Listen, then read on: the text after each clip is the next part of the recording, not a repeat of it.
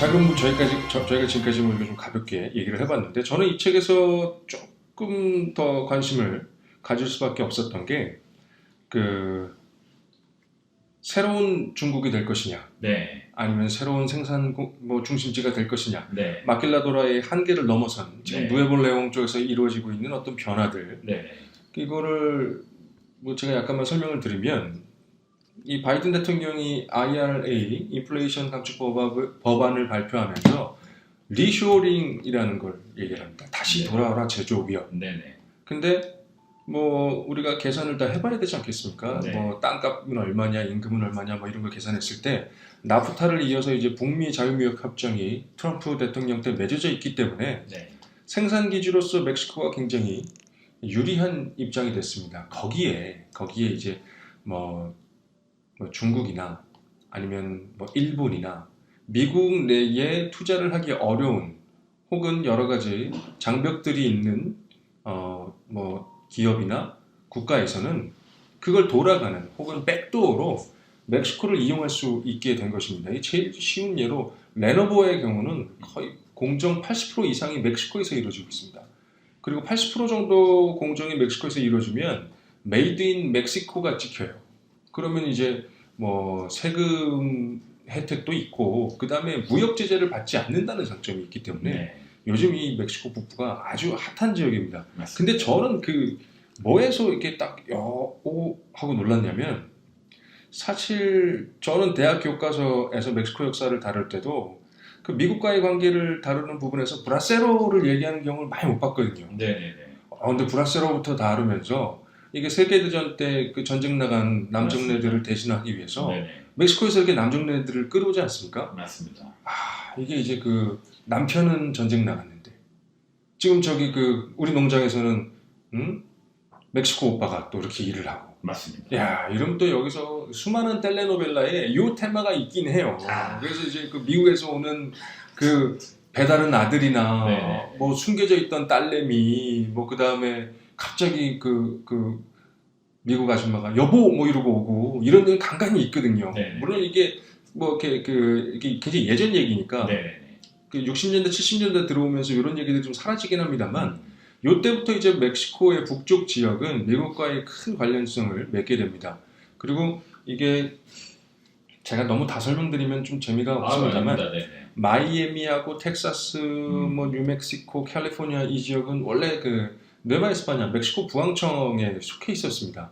그리고 우리가 아는 것처럼 뭐 여기 책에도 나와 있습니다만 알라모 전투니 뭐 이렇게 텍사스 지역 넘어가고 뭐 플로리다 지역 넘어가고 하면서 현재의 국경선이 형성이 되거든요. 그래서 멕시코는 거의 영토의 반 정도를 뺏겼고 그리고 미국은 서쪽 지역 그리고 미국 기준으로 그 남부 지역을 차지하게 된 것이죠. 근데 이제 이게 현재와 과거를 좀 이렇게 넘나들어 보면 2023년, 2022년 기준으로 보면 이 지역의 특징이 지금 저희 그 있는 그대로의 멕시코에 서술된 부분이 있긴 한데 뭐 책을 다 인용할 필요는 없고 소개를 한번 들어보죠. 이 지역을 일단 어떤 부분에서 관심을 갖게 되셨을까요? 일단 지금 말씀 주신 것처럼 이제 나프타 이제 북미 자유협정 이후에 이제 USMCA 체결이 이게 되게 진짜 입에 안 붙어요. USMCA. 이게 그냥 발음하기도 그렇고 우셈파 이러기도 그렇고 그죠? USMCA, 그게 아마 US, 멕시코, 그렇죠. 캐나다. 예. 사실 뭐 멕시코의 교역량을 보면은 한 70-70%는 다 미국에 수출이 집중이 되어 있고요. 거의 70% 넘게 되어 있고 이게 말이 뭐 그 캐나다랑 같이 캐나다에는 한 3%밖에 수출 비중이 되지 않습니다. 멕시코의 수출 비중이. 그래서 제가 이쪽을 주목한 이유는 일단 뭐 제 책에도 좀 서술이 되어 있는데 그 미국과 중국 무역 전쟁이 터지면서 그리고 한 가지 더는 뭐 코로나나 이런 걸로 여러 이제 그 컨테이너선의 이런 비용이라든지 이런 것들에 대한 것도 많이 오르기도 했죠. 이런 과정에서 이제 사실 옵쇼어링으로 하던 거를 이제 니어쇼어링으로 좀 바뀌게 되는 트렌드가 있는 거고요. 이게 이제 서로 이제 뭐 중국, 미국이 보복 관세 이렇게 때리게 되면서 뭐 갈등이 이제 심화되게 되고 그래서 이제 중국은 어떤 전략성 근데 이제 사실 표면적으로는 이렇지만 저희가 뭐 바이든, 시진핑 만나기도 하지만 이게 제재를 서로 가하더라도 서로 경제적으로 당연히 도움받고 물자적으로 필요한 것들이 있는 거거든요. 이걸 하기 위해서 중국이 우회 전략으로 멕시코에다가 일반적으로 공장을 그냥 지어버립니다. 이게 그냥 공장만 짓는 게 아니고 공장과 그 멕시코 같은 경우는 특히나 좀 물 부족에 좀 허덕이는 나라긴 하거든요. 이게 뭐 여러 이유가 있긴 한데 뭐 원래 이제 자연적으로 그렇기도 하고요. 그래서 뭐 이런 것들 물 공급 용수부터 해가지고 여러 가지 도로나 이런 것들까지 다 깔면서 이제 중국이 들어가고 있고 그러다 보면 이제 중국에서 여기 생산 거점으로 멕시코를 활용하게 되는 거고요. 멕시코에서도 이제 메이드 인 멕시코로 해서 이제 멕시코도 경제적으로 매우 성장하고 있는 추세고 이제 22년까지만 해도 한국이 한 단계 더 높았거든요. GDP로도 13위였거든요. 근데 지금 멕시코가 우리를 넘었었습니다. 지금 현재로는 12위, 13위 이렇게 됐고 실제 그 미국에 이제 수출하는 양도 중국이 당연히 더 컸는데요. 이제 지금 멕시코가 더 넘어서고 있는 그런 형국이 되고 있습니다.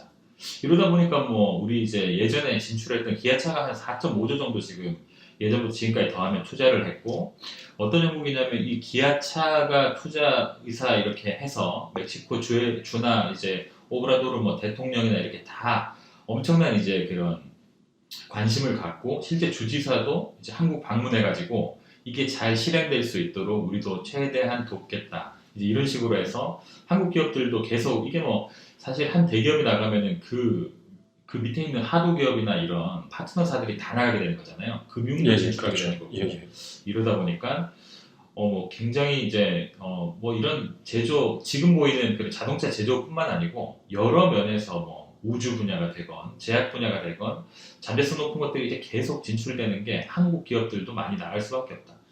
그리고 끝으로 임금이 더 쌉니다. 네, 임금이 중국보다 더 싸죠. 중국은 한 시간당 한 7달러 수준이고 멕시코는 한 4.5달러 정도 되는 걸로 알고 있거든요. 그래서 아주 뭐 전도유망하다라고 볼 수 있겠습니다. 그러니까.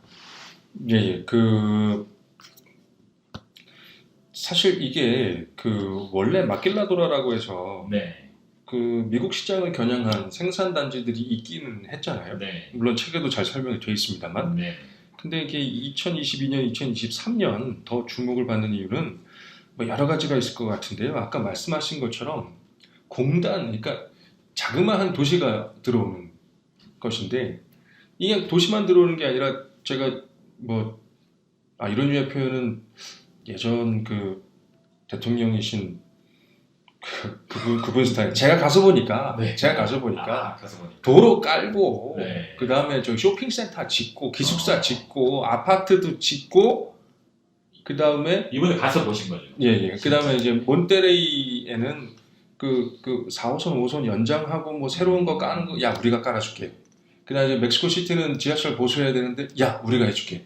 그 다음에 이제 원래는 멕시코의 남북을 관통하는 선로가 꽤나 있었는데 예전에 다 팔아버려가지고 지금은 이제 중미에서 생산된 물건들을 뭐 이렇게 옮기거나 아니면 원자재들을 옮기기 위해서 사용하는데 지금 새로운 철도도 깔아준다고 그러고 이미 누에볼레옹 주만이 아니라 멕시코 전체를 우리가 다 지어버리겠다 뭐 이런 얘기를 하고 여러분들 요새 뭐 주식에 관심을 가지고 계신 분들은 요 날짜 기준으로 아주 그냥 천당과 지옥을 왔다 갔다 하실 것 같은데 사실 여러 가지 경제 활동의 결과물이 환율이잖아요. 멕시코가 코로나 때 1달러가 25페소, 26페소 막 이랬었어요. 지금은 한 16, 17 이렇게 돼 있죠. 코로나 때 우리나라 환율과 현재 환율 이렇게 놓고 달러당 환율을 놓고 보면 서로 대칭돼 있습니다. 제가 그걸 보면서 야 이게 의미하는 게 뭐냐 아주 굉장히 좀 그렇더라고요. 역전된 것도 역전된 건데 이제 정말 멕시코에는 좋은 일만 생기는 것 같아서 세상 일이 그럴 수가 없잖아요. 그렇죠. 그래서 제가 여기 중요하긴 하고 우리나라 기업도 많이 들어갈 만하나 첫 번째로 좀 생각을 해봐야 되는 게 뉴 차이나를 꿈꾸는 멕시코 북부 지역이라고 타이틀을 다셨어요. 그러니까 중국계의 진출이 너무 강할 때 사실 지금은 우리나라가 중국하고 좀 관계가 좀 그렇게 좀 뭐라고 해야 될까요?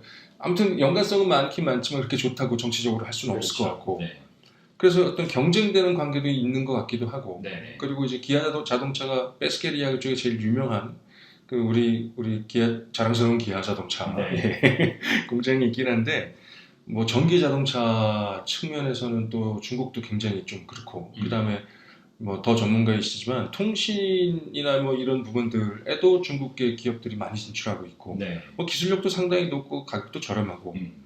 그래서 요 그 뉴차이나라는 그 타이틀 부제를 달으셨던 이유가 네. 어떤 흐름들을 보신 건가요? 아니면은 사실 뭐 뉴차이나라는 그 타이틀을 달게 된 거는 뭐 말 그대로 이제 중국이 하던 생산 그 거점 역할, 세계 최대 시장, 특히 미국을 이제 연결된 그 멕시코가 그 다음으로 뭐 아까 말씀드린 것처럼 이제 임금 같은 경우도 그렇고요. 신뢰도 같은 경우도 뭐 중국과 비교했을 때, 중국의 제품과 비교했을 때 훨씬 여전히 지금까지는 높은 부분이 있고 그리고 이제 연령 자체도 멕시코가 매우 젊습니다. 멕시코가 매우 젊은 국가고요. 지금 기아 자동차 같은 경우에도 제가 알기로는 한 2,000명 정도 공장에 이제 근무하는 걸 알고 있는데 그 정도 그 중에 한 절반 정도가 20대입니다.